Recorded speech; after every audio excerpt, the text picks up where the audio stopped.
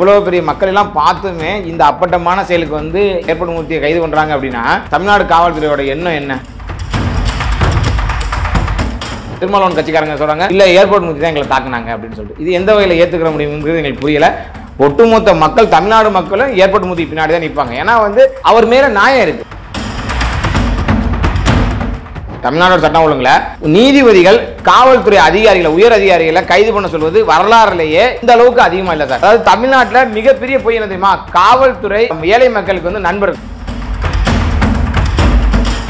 போலீஸ்காரர் வந்து திருடர்களை பிடிச்சி ரிமாண்ட் பண்ற காலம் போய் இன்னைக்கு போலீஸ்காரர்கள் எல்லாம் ரிமாண்ட் பண்ண சொல்லி கோர்ட் சொல்ற அளவுக்கு நீங்க போய் இன்னைக்கு சட்டம் ஒழுங்கு சார். உண்மையிலேயே கோமா ஸ்டேஜ்ல இருக்கிறது யாருன்னு கேட்டீங்கன்னா தமிழ்நாட்டு முதலமைச்சர் ஸ்டாலின் அவர்கள் தான் சார். தமிழ்நாட்டில் என்ன பிரச்சனை நடந்திருக்குன்னு அவருக்கு தெரியுமான்னு சொல்லுங்க சார்.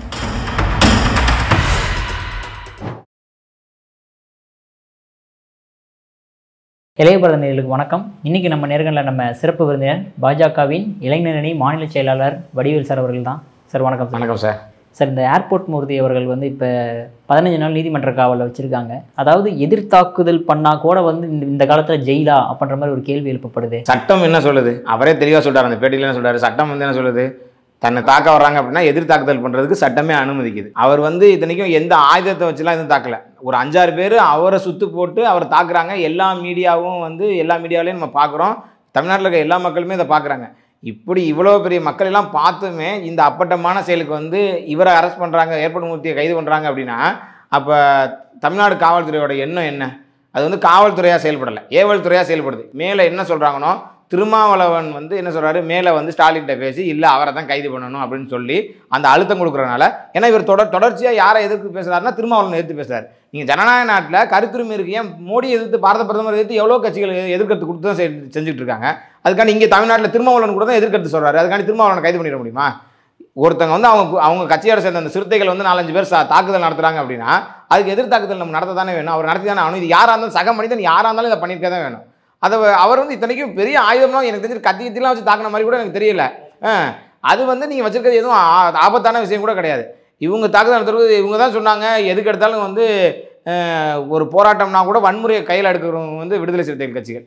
இப்போ வந்து எப்படின்னா இவங்க போயிட்டு நாங்கள் திரும்ப ஒரு மறுபேட்டி கொடுக்குறாங்க. இல்லை திருமாவளவன் கட்சிக்காரங்க சொல்கிறாங்க இல்லை ஏர்போர்ட் மூர்த்தி தான் எங்களை தாக்குனாங்க அப்படின்னு சொல்லிட்டு இது எந்த வகையில் ஏற்றுக்கிற முடியுங்கிறது எங்களுக்கு புரியல.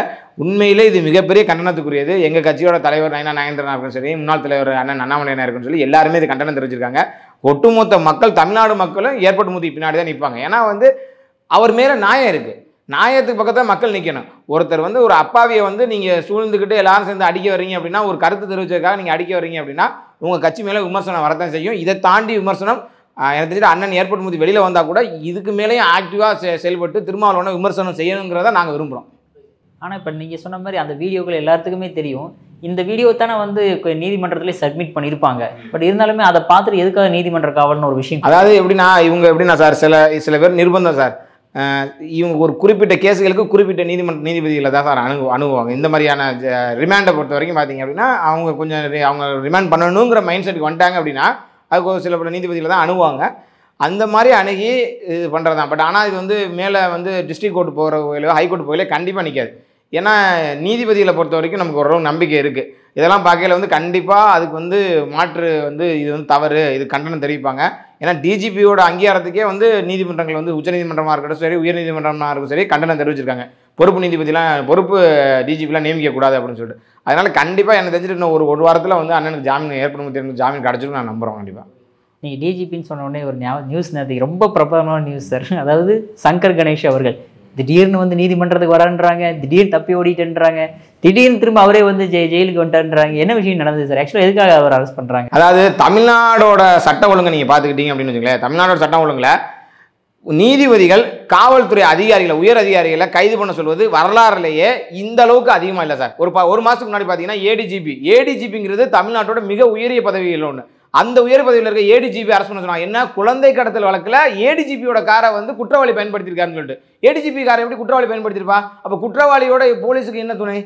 அதாவது தமிழ்நாட்டில் மிகப்பெரிய பொய் என்ன தெரியுமா? காவல்துறை ஏழை மக்களுக்கு வந்து நண்பர், காவல்துறை உங்களுக்கு நண்பன் அப்படின்னு சொல்லுவாங்க. இதுதான் மிகப்பெரிய பொய். காவல்துறை யாருக்கு பெரிய நண்பனா? பணக்காரனுக்கும் பவர் இருக்கவனுக்கு வேணால் நண்பனாக இருக்கும் தவிர பாமரனுக்கு என்றைக்குமே கிடையாது. ஒரு டிஎஸ்பியை அரெஸ்ட் பண்ண சொல்லி கோர்ட் ஆர்டர் போடுது, நீதிமன்றம் ஆர்டர் போடுது. அந்த ஆர்டரை மதிக்காம எல்லா போலீஸ்காரனும் வந்து அந்த டிஎஸ்பி வந்து அவரோட சைரன் வச்ச காரில் எடுத்து தப்பிக்க போடுறாங்க. இதே ஒரு பாமரன் ஹெல்மெட் போடாமல் போனால் விட்டுருவீங்களா? ஏதோ கொலை குத்தம் பண்ண மாதிரி அவனை பிடிச்சி வச்சு விசாரணை பண்ணுவீங்க, அவனுக்கு ஃபைன் போடுவீங்க. ஒரு டிஎஸ்பியை அரெஸ்ட் பண்ண சொல்லி 15 நாள் ரிமாண்ட் பண்ணதுக்கு ஒரு நீதிமன்றம் அந்த போலீஸ்காரர் வந்து நீங்கள் தப்பிக்க விடுறீங்க. அப்போ வந்து எந்த லெவலுக்கு பாருங்க, நீங்கள் போலீஸ்காரர் வந்து திருடர்களை பிடிச்சி ரிமாண்ட் பண்ணுற காலம் போய் இன்னைக்கு போலீஸ்காரர்கள் எல்லாம் ரிமாண்ட் பண்ண சொல்லி கோர்ட்டு சொல்கிற அளவுக்கு நீங்கள் போய் இன்னைக்கு சட்டம் ஒழுங்கு. இதுதான் இந்த அரசாங்கத்தோட சட்டம் ஒழுங்கு. நீங்கள் நல்லா யோசிச்சு பாருங்க. நீ தமிழ்நாடு பூரா சொல்லுங்க சார், ஹையர் அஃபீஷியல் போலீஸில் ஹையர் அஃபீஷியல், நான் சொல்கிறது வந்து கடைநிலை ஊழியர்கள் சொல்ல, ஹையர் அஃபீஷியல் இருக்க எல்லாருமே உணவகங்கள் எல்லா ஹோட்டல்லையும் போய் சாப்பிட்றாங்க சார். எந்த ஹோட்டல்லையாவது போலீஸ் சாப்பிட்டுட்டு காசு கொடுத்துட்டாரு நீங்கள் சொல்லுங்கள் சார். நான் சொல்றது கடைநிலை போலீஸை சொல்லலை சார், ஹையர் அஃபீஷியல் மேலே சொல்கிறேன். இன்ஸ்பெக்டர், ஏசி, ஜேசி எல்லாரையும் சொல்கிறேன். எந்த ஹோட்டல்லையாவது அவங்க சாப்பிட்டுட்டு காசு கொடுத்துறாங்கன்னு பார்ப்போம். கடைநிலை காவலர்கள் என்ன பண்ணுறாங்க தெரியுமா? இந்த கடை தெருவோர கடை இருக்குது பார்த்தீங்களா, அந்த தெருவோர கடையில் சாப்பிட்டுட்டு அவங்ககிட்ட 100 ரூபா பேட்டா வாங்கிக்கிறாங்க. என்னமோ இவங்க கொடுத்து வச்ச மாதிரி 100 ரூபா பேட்டா வாங்கிக்கிறாங்க. இப்படி இருந்தால் ஒரு பாமரனுக்கு போலீஸ் மேலே எப்படி சார் மரியாதை வரும்? அவன் போக விட்டு கேவலமாக திட்டுவான் சார். அது நான் கையேந்தி பவனில் நீங்கள் பார்த்தீங்க அப்படின்னா நான் பார்த்துருக்கேன். வந்துட்டான் பாரு, கையேந்திரக்கா வந்துட்டான் பாரு, அப்படின்னு தான் திட்டுறாங்க. அப்போ காவலர்களை பார்த்து போலீஸ்காரனுக்கு எப்படி மரியாதை வரும்? இதை சாதாரண கடைநிலை காவலர் செஞ்சால் கூட பரவாயில்ல. ஏசி ஜேசியெல்லாம் நான் கண் கூட பார்த்துருக்கேன். ஹோட்டலில் சாப்பிட்றது, ஹோட்டலில் சாப்பிட்டு காசு கொடுக்குறது இல்லை, என்னமோ பெரிய வந்து நாட்டகாக்கிரமம். இது உங்கள் மேலே மக்களுக்கு என்ன மரியாதை வரும்? இந்த மாதிரியான காவல்துறையில் இருக்க வரைக்கும் இந்த மாதிரி நீதிமன்றங்கள் இந்த மாதிரி காவல்துறையில் கைது செய்ய தான் செய்வாங்க. ஒரு கேஸ் கொண்டே கொடுத்தா, ஒரு பாமரன் கேஸ் கொடுத்தா அந்த கேஸை எடுக்கிறது கிடையாது. இதே ஒரு பணக்காரன் கொடுத்தா நீங்கள் எப்படி எடுத்திருப்பீங்க? அது பொய் கேஸாக இருந்தாலும் நம்ம அஜித் கேஸ்லாம் பார்க்கலாம். ஒரு பொய் கேஸை எவ்வளோ இன்ஃப்ளூயன்ஸ் பண்ணி ஒருத்தனை அடிச்சு அப்பாவி அடிச்சு கொண்டீங்க. இதே ஒரு பாமரன் இப்போ ஒரு கேஸ் கொடுத்துருக்கான், அந்த கேஸை நீங்கள் எடுக்க மாட்டேங்கிறீங்க. கோர்ட் வந்து கூப்பிட்டு இந்த கேஸை எடுக்காதக்காண்டி 1 மாதம் சிறை தண்டனை, 15 நாள் சிறை தண்டனை விதிக்குது. அப்போ எவ்வளோ அசிங்கம்! தமிழ்நாடு போலீஸ் எவ்வளோ பெரிய அசிங்கம்! நீங்கள் தான் டிஜிபி வந்து பொறுப்பு டிஜிபி போறீங்களா சார்? சுப்ரீம் கோர்ட் ஆர்டர் தெளிவாக சொல்லுது, பொறுப்பு டிஜியை நியமிக்கக்கூடாது. டாப் லெவல் 6 லெவலில் இருக்க ஒரு ஆளை தான் நீங்கள் நியமிக்கணும். அதை யூபிஎஸ்சிக்கு அனுப்புங்க. யூபிஎஸ்சி 3 பேரை பரிந்துரை பண்ணி அனுப்பும். அந்த 3 பேரில் ஒரு ஆளை செலக்ட் பண்ணுன்னு சொல்லி யூபிஎஸ்சி, சுப்ரீம் கோர்ட் ஆர்டர் எல்லாமே இருக்கு. அதை மீறியும் உங்க பொறுப்பு டிஜிபி போடுறாங்க. இப்போ சுப்ரீம் கோர்ட் திரும்ப சொல்லுது நீங்க போட்டது மிகப்பெரிய தவறு அப்படின்னு சொல்லிட்டு. இதெல்லாம் வந்து தமிழ்நாடு காவல்துறையை அந்த அரசியல் வந்து திமுக அரசாங்கம் வந்து சும்மா கையில் பாக்கெட்டில் போட்டு பந்தாடிக்கிட்டு இருக்கு சார். இதான் சார் உண்மையான நிலைமை.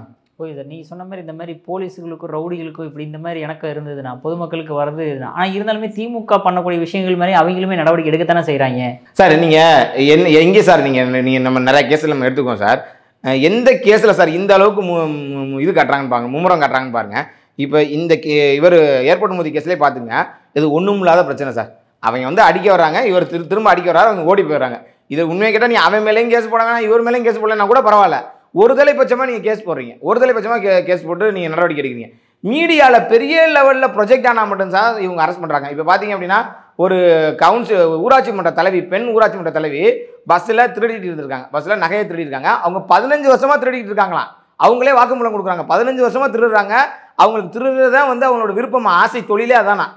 இவங்க வந்து இதுக்கு முன்னாடி எத்தனையோ திருட்டில் வந்து இவங்க மேலே கம்ப்ளைண்ட் ஆயிருக்கு, ஆனால் அரெஸ்டே பண்ணல. இப்போ மீடியாவில் இது ப்ரொஜெக்ட் ஆகி பெரிய பிரச்சனை ஆனதுக்கு அப்புறம் தான் இவங்க மேலே கைது நடவடிக்கை நடக்குது. இது மாதிரி என்னால் ஆயிரக்கணக்கான விஷயம் சொல்ல முடியும். விசிகாக்காரன் ஒவ்வொரு கடையிலையும் போய் மிரட்டி நாங்கள் மாநாட்டம் நடத்துகிறோம், போராட்டம் நடத்துகிறோம்னு சொல்லி காசு வசூல் பண்ணுறான். எவ்வளோ கடையில் நம்ம பார்த்துருக்கோம், எவ்வளோ கடையில் வந்து ரவுடிகள் குண்டாசில் போய் பண்ணுறாங்க. அவங்களெல்லாம் நீங்கள் கைது பண்ணியிருக்காங்க பாருங்க. இதே ஒரு பாஜக காரனோ ஒரு அதிமுக காரனோ இந்த அரசாங்கத்தை எதிர்த்து ஒரு குரல் கொடுத்துட்டா அவன் குரல் வழியை நசுக்கிற மாதிரி அவனை கைது பண்ணுறீங்களா இல்லையா? எவ்வளோ பேரை என்னால் சொல்ல முடியும். எங்கள் கட்சியிலே பார்த்தீங்கன்னா எவ்வளோ பேரில் கைது பண்ணியிருக்காங்க. அப்போ இந்த காவல்துறை வந்து நேர்மையாக நடக்குது அப்படின்னு சொன்னால் பார்க்குற மக்கள் சிரிச்சிருவாங்க சார். இந்த காவல்துறை மேலே மக்களுக்கு ஒரு துளியும் நம்பிக்கை கிடையாது. எந்த விதத்துலையும் மக்கள் நம்ப மாட்டாங்க. காவல்துறை உங்கள் நண்பன் சொல்கிறது தான் இந்த உலகத்தில் மிகப்பெரிய காமெடி. அடுத்ததாக இப்போ பார்த்தோம்னா நிர்மலா சீதாராமன் அவர்கள் வந்து ஜிஎஸ்டி வந்து 4 ஸ்லாப்பாக இருந்தது 2ஆக மாற்றிருக்காங்க. இதை கூட ப. சிதம்பரம் அவர்கள் என்ன கிரிட்டிசைஸ் வைக்கிறாருன்னா, இதை பண்ணுறதுக்கு 8 வருஷம் ஆச்சா, இவ்வளோ இதாக பண்ணுவீங்களா, பாமர மக்களை வஞ்சிக்காதீங்க அப்படின்ற மாதிரி கேள்வி எழுப்பியிருக்காரு சார். அதாவது ப. சிதம்பரம் பெரிய புரட்சி பண்ணிட்டார் சார். அவர் சொல்கிறதுக்கு வந்து எப்படின்னா, நானும் அந்த சிவகங்கை தொகுதி, அவர் தான் நான் சிவகங்கை தொகுதியில் தான் இருந்தார், ஹோம் மினிஸ்டராகவும் இருந்தார், இந்தியாவோட மத்திய உள்துறை அமைச்சராகவும் இருந்தார், மத்திய நிதியமைச்சராகவும் இருந்தார். அவர் நிதியமைச்சராக நெடுங்காலாக இருந்தவர். அவர் என்ன அந்த சிவகங்கை தொகுதிக்கு கொண்டுட்டு வந்தான்னு சொல்லுங்கள். சிவகங்கை தொகுதிங்கிறது இன்னமும் ஒரு பின்தங்கிய தொகுதி தான். இந்தியாவில் சிவகங்கை நாடாளுமன்ற தொகுதிங்கிறது மிகவும் பின்தங்கிய தொகுதி, வறட்சியான தொகுதி. அங்கே எந்த விதமான ஒரு பெரிய முன்னேற்றம்லாம் கிடையாது. ஆனால் அவர் வந்து பேசுகிறார் ஜிஎஸ்டியில் என்ன ரெசல்யூஷன் கொண்டாட்டாங்கன்னு. இன்றைக்கி ஜிஎஸ்டியில் இது எல்லா உலகத்தில் இருக்கிற எல்லா நாடும் ஒரு வரி ஒன்று விதிச்சுட்டா அந்த வரியிலேருந்து அதிகப்படுத்திக்கிட்டே தான் போவாங்க. தவிர இந்தியா மட்டும்தான் ஒரு வளர்ந்து வர நாடு. அதிகப்படுத்தின வரியை 28% இந்த வரியை 18% வரைக்கும் குறைச்சிட்டு வந்திருக்காங்க. நீங்கள் மருத்துவத்துக்குலாம் பார்த்துட்டிங்கன்னா வரியே இல்லாமல் பண்ணியிருக்காங்க. அதாவது காப்பீடு திட்டங்களாக இருக்கட்டும், தனிநபர் உடல்நிலையாக இருக்கட்டும், இதுக்கெல்லாம் வந்து வரியே கிடையாது, 0 டேக்ஸ். இப்போ கொண்டாந்துருக்கிறதுல 0 டாக்ஸ். இதுக்கு முன்னாடி வந்து 12% வரி இருந்துச்சு. அதே மாதிரி கல்வி சம்பந்தமா ஒரு பென்சில்ல இருந்து பேனால இருந்து அதை திரிகிற ஸ்க்ரூ வரைக்கும் எதுக்குமே காசு கிடையாது. ஸ்போர்ட்ஸ் சம்பந்தமான புக்கு எல்லாத்துக்குமே 0 டாக்ஸ். இது எவ்வளோ பெரிய முன்னேற்றம் சார் இது இந்தியாவுக்கு. இதுக்கு மாதிரி ஒரு பிரதமர் என்ன சார் எங்கே சார் கிடைப்பாங்க நீங்கள் சொல்லுங்கள். வளர்ந்து வர நாட்டில் உலகத்தில் எந்த நாட்டிலையுமே வரிகளை வந்து ஒரு தடவை உயர்த்திட்டா அதுக்கு மேலே உயர்த்திக்கிட்டே தான் போயிருந்திருக்காங்க தவிர இன்ஃப்ளேஷன் காரணமாக எந்த இடத்துலையுமே குறைஞ்சதே கிடையாது. இந்தியாவில் தான் இப்படி குறைச்சிருக்காங்க. இவ்வளோ பெரிய புரட்சி நடந்திருக்குது, நீங்கள் பாராட்ட வேணாம். ஆனால் இந்த மாதிரி கேவலமாக விமர்சிக்கல தான் உங்களை பற்றி நாங்கள் வந்து விமர்சனம் பண்ண வேண்டிய சூழ்நிலைக்கு தள்ளப்படுறீங்க. Okay sir. அடுத்தது இப்போ நம்ம அதிமுக பாஜகவோட கூட்டணி எப்படி இணக்கமாக இருக்கா சார் அது? இது வந்து எப்படின்னா எல்லா கட்சிகளும் தேவையில்லாத திமுக வந்து மெயினாக பார்த்துக்கிட்டீங்க அப்படின்னா சார், இதில் வந்து ஒரு பூதாங்கரத்தை கலப்பி இந்த கூட்டணியை வந்து உடைச்சு எங்களுக்கும் அதிமுகவுக்கும் போட்டியே கிடையாது, திமுக வந்து தனியாக நிற்கிது அப்படின்னு சொல்கிற மாதிரியான ஒரு பிம்பத்தை கிரியேட் பண்ண பார்க்குறாங்க. அதெல்லாம் எந்த ஒரு பிரச்சனையும் கிடையாது. அதிமுக பாஜக கூட்டணிங்கிறது ரொம்ப தெளிவாக ரொம்ப அருமையாக சிறப்பாக போய்கிட்டு இருக்கு. அதை வந்து எங்கள் தலைவர் வந்து மிக சிறப்பாக கொண்டு போயிட்டு இருக்காரு. சில சச்சரவுகள் சில சமரசம் வரத்தான் செய்யும். அது சின்ன சின்ன இதெல்லாம் இருக்க தான் செய்யும். இன்னும் தேர்தலுக்கு 7 மாதத்துக்கிட்ட இருக்குது சார்.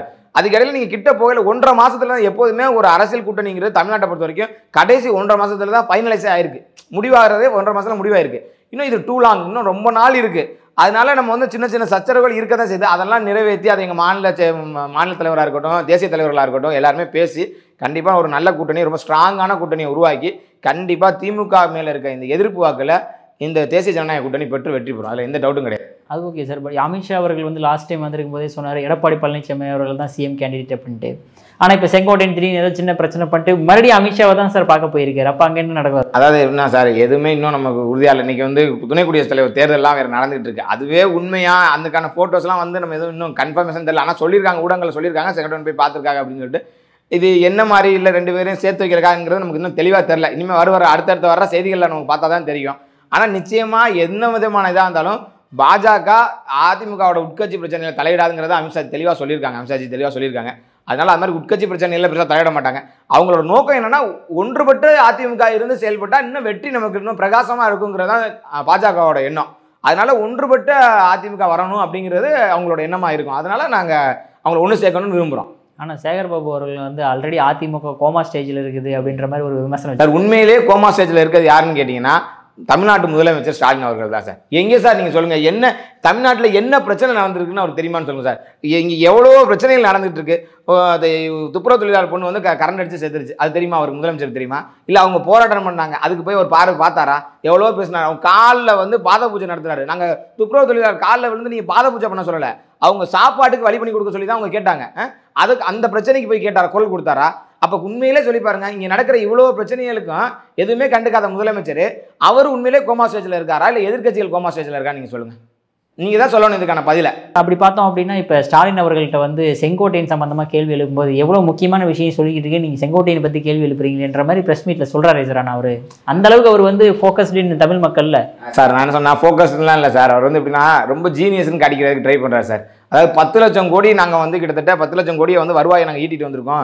10 லட்சம் கோடிக்கு வந்து இங்கே வந்து கம்பெனி வரப்போது 20 லட்சம் பேருக்கு வந்து மக்களுக்கு வேலைவாய்ப்பு கிரியேட் பண்ண போகிறோன்னு சொல்லியிருக்காரு சார். நான் என்ன சொல்கிறேன்னா, நீங்கள் 10 லட்சம் கோடிக்கெலாம் கணக்கு காட்ட வேணாம். அதில் 10% 1 லட்சம் கோடிக்கு நீங்கள் ஈர்த்த வந்து முதலீட்டாளர்கள் வந்து எங்கே தொழில் தொடங்கியிருக்காங்கன்னு காட்ட சொல்லுங்கள் சார். வெள்ளை அறிக்கையை விட சொல்லுங்கள் சார். எத்தனாயிரம் பேருக்கு நீங்கள் வேலை வாய்ப்பு இந்த கடந்த 1 வருஷத்தில் நீங்கள் நிறையா கண்ட்ரிக்கு விசிட் பண்ணியிருக்கீங்க.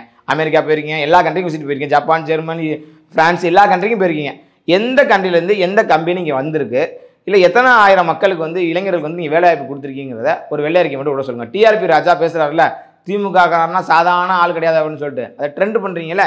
இங்கே உண்மையிலே நீங்கள் டிஆர்பி ராஜா வந்து திறமைசாலினா எத்தனை ஆயிரம் பேருக்கு வேலை கிடச்சிருக்கு, எத்தனை கம்பி உள்ளே வந்திருக்கு, எத்தனை லட்சம் கோடி வந்திருக்குங்கிறத வெள்ளை அறிக்கை மட்டும் கொடுக்க சொல்லுங்கள்.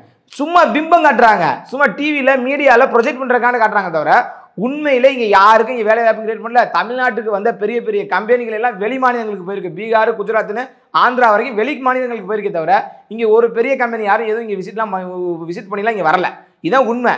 இதெல்லாம் வந்து ஸ்டாலின் வந்து மறைக்கிறதுக்காக, பெரிய ஜீனியஸ்ன்னு காட்டிக்கிறதுக்காக அவர் தான் ராகுல் காந்தி யார், ராஜீவ் காந்தி யாருன்னு தெரியாமல் பேசிகிட்டு இருக்காரு. அவரை போய் நம்ம வந்து செங்கோட்டையன் விஷயம் கேட்டால் என்ன சார் சொல்லுவார் அவர்? அதனால அவர் கோமாளித்தனத்தை காட்டுறதுக்கு அவர் பேசுகிறார், அவ்வளோதான். ஆனால் அவர் மேலே விமர்சனம் வைக்கப்படுது என்னன்னா, உங்களோட முதலீடு தானே அங்கே வைக்கிறதுக்கு போனீங்க அப்படிங்கும்போது, ஆமாம் ஈவேராவோட கொள்கைகளை பெரியாருடைய கொள்கைகள் நான் வந்து முதலீடு செய்கிறது அங்கே போயிருக்கேன்ற மாதிரி சொல்கிறேன். இதெல்லாம் வந்து வெக்கக்கேடான ஒரு விஷயம் சார். ஏன்னா நீ இங்கே புகழை பரப்புனது போதும். தமிழ்நாட்டிலேயே ஈவேராக்கு எதிராக கோடிக்கணக்கான மக்கள் இன்னைக்கு பேசிக்கிட்டு இருக்காங்க. இது ஒரு கொள்கையை பரப்பி அவர் அங்கே என்ன பண்ண போகிறார்? முக்கியமாக மக்களுக்கு என்ன தேவையோ அந்த தேவைகளை நீங்கள் பண்ணல. இங்கே துப்புரவு தொழிலாளர் போராடினார், அவங்களுக்கு என்ன வேலை அந்த பண்ணி கொடுப்போம்னு அவங்களுக்கு பண்ணி கொடுக்கல.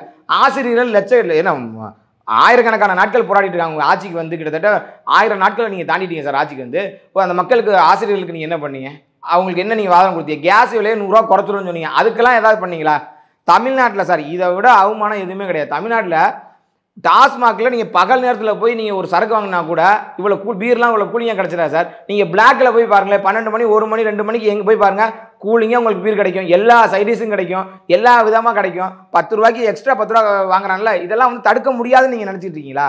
ஒரு நிமிஷம் தடுத்துடலாம் சார். ஒரு நிமிஷம் பில்டிங் பண்ணால் நீங்கள் தடுத்துடலாம். வேணுமுனே இந்த அரசாங்கம் இதெல்லாம் நடக்கணும்னு அவங்க நினைக்கிறாங்க.